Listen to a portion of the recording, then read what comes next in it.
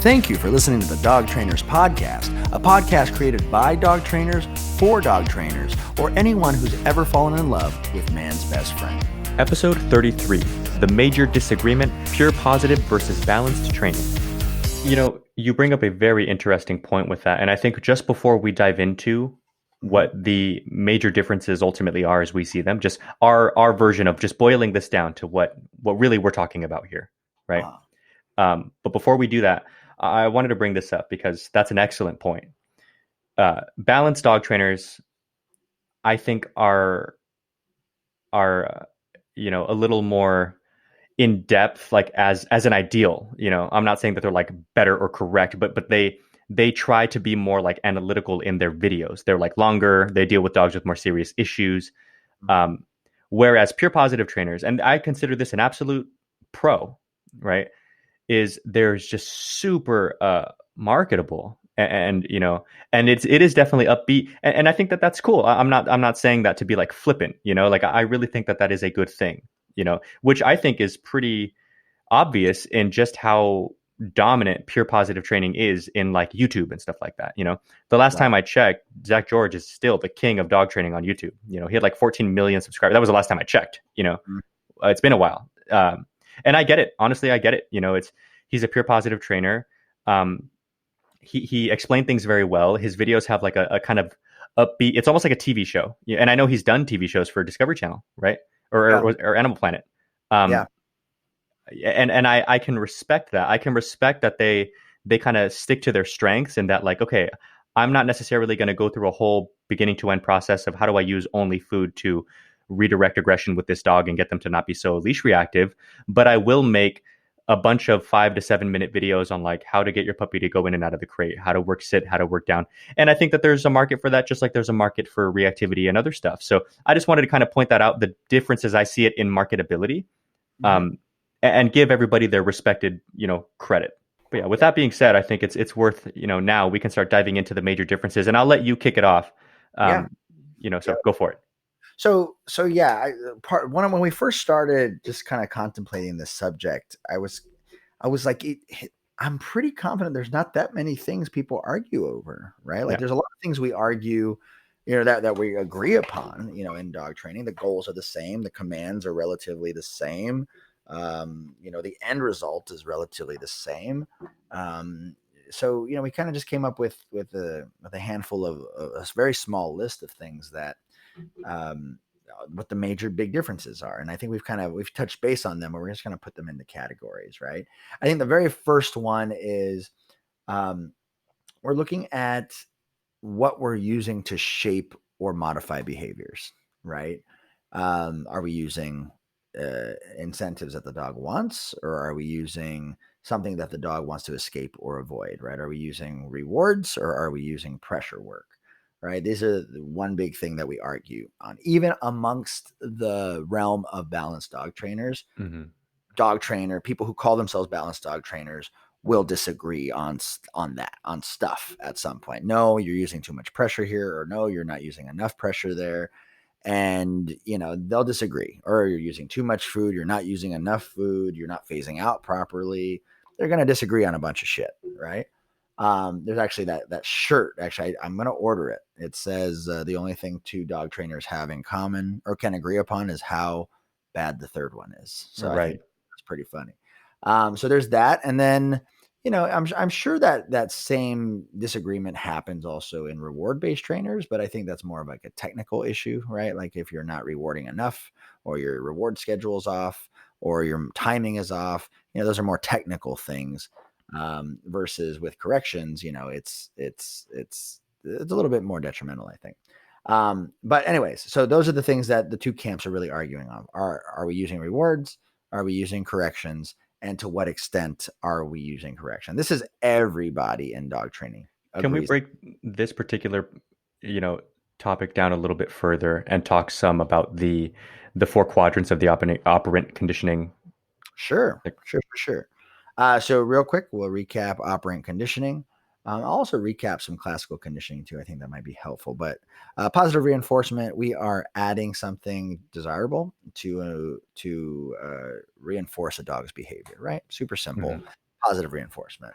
Negative reinforcement is we are applying something undesirable to the dog to give them the option to either escape or avoid that pressure from staying on or reoccurring.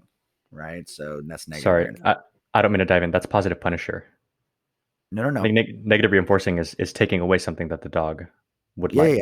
yeah, yeah. Negative reinforcement. Yeah, it's still part of the the escape and avoidance is still part of negative reinforcement. Positive punishment is to eliminate behaviors.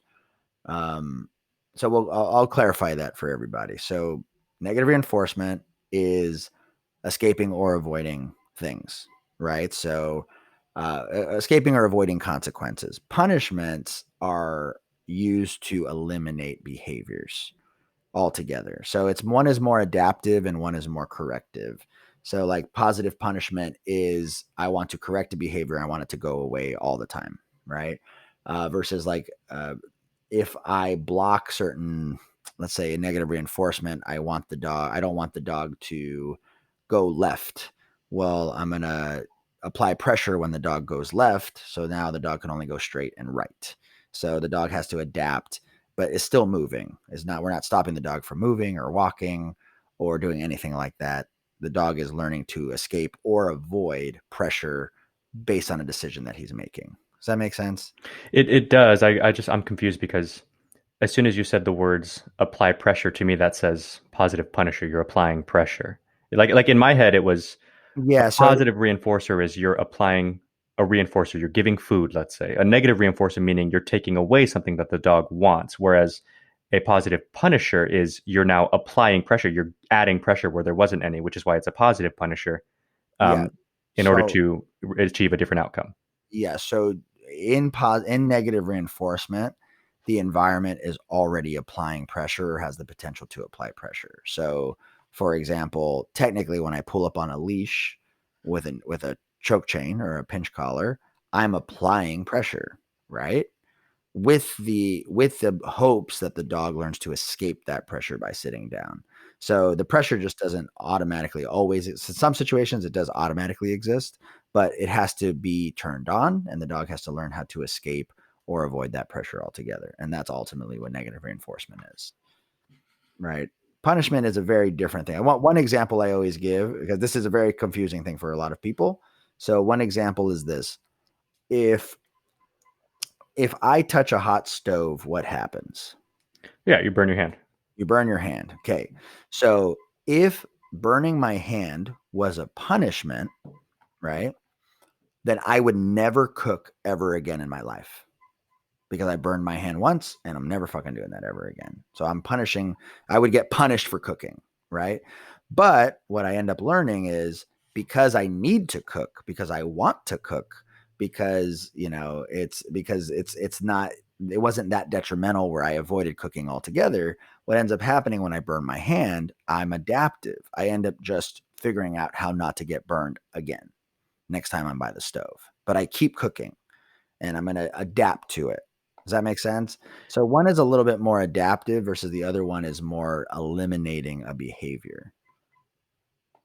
Yeah, I get that. I think the difference in my head is the stove isn't correcting you, it's just hot. That'd be like a dog, that'd be like my dog running into the glass door. That's not me correcting him, he's just ran into the glass door, versus me telling him don't do that. Right. And the stove, but the pressure was already existed. The pressure was applied. I touched the thing and I felt pressure or I felt something undesirable. And now I have to alter my behavior based on that. But the stove, as you mentioned, the stove wasn't trying to stop a behavior from me. Right. I'm looking at things in terms of as a positive punisher, if you're the one adding pressure, that would be like you touching the hot stove and then getting yelled at for touching the hot stove. That's adding pressure. Yes. So like In dog training, we tend to add pressure with the intention of escaping it. So when you right. turn on the e-collar and you hold the button down, you're adding pressure, correct? Correct. And when the dog turns it off by walking towards you, the dog is now escaping pressure. That's negative reinforcement. That's not a correction. Okay. Yeah, I mean, I don't necessarily think that's right. I mean, I'll look it up later, but it's okay. Go ahead, continue. Anyways, we'll go over it. All right. So we have positive reinforcement, which is we're giving the dog something desirable to reinforce a behavior to make sure that that behavior occurs again in the future.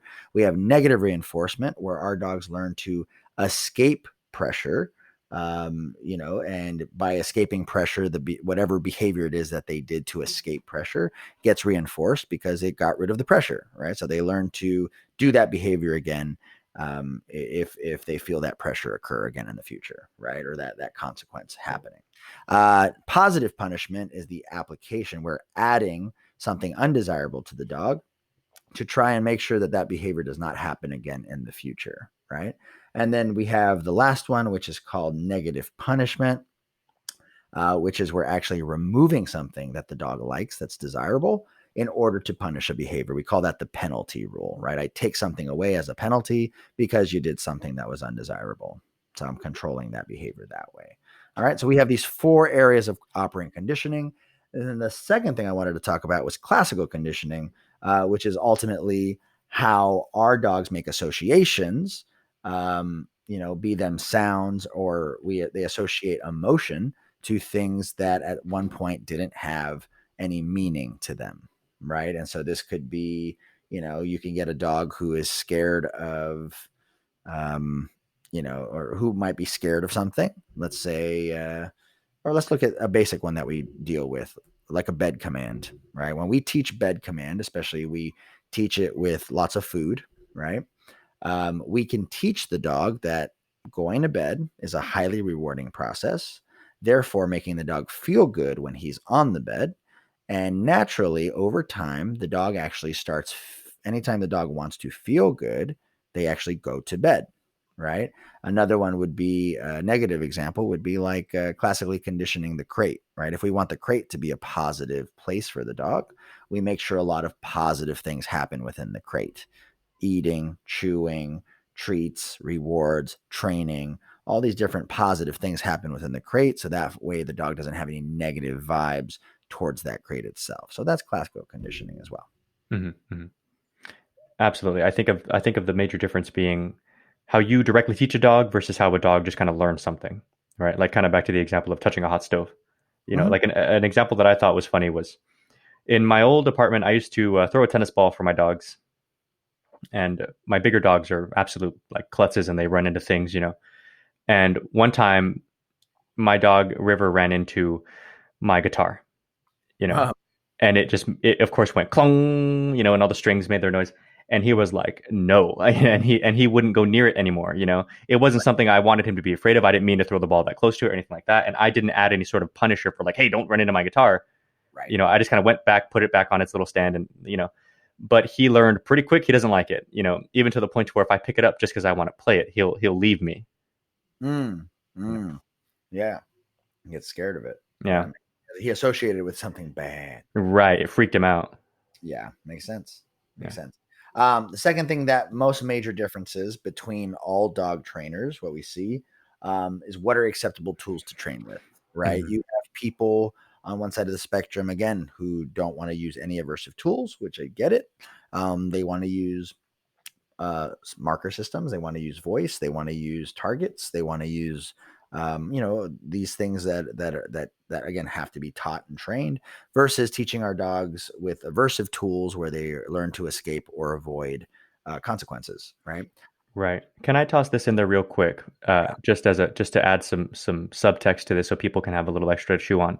I Mhm. have met trainers who refer to themselves as peer positive, Mhm. who do leash corrections, but they don't use like tools. Like they'll use like slip leads and martingales and stuff like that. But of Mhm. course, no prong collar, star marquee collar, But they Right. do leash correct dogs. Yeah. Um, Yeah. and for that reason, I think that it's very important to make this delineation, because I wouldn't want someone to listen to that and be like, well, duh, tools, because you'd be amazed, like we talked about. There is a lot of wiggle room in either one of these like ideals when it comes to training dogs.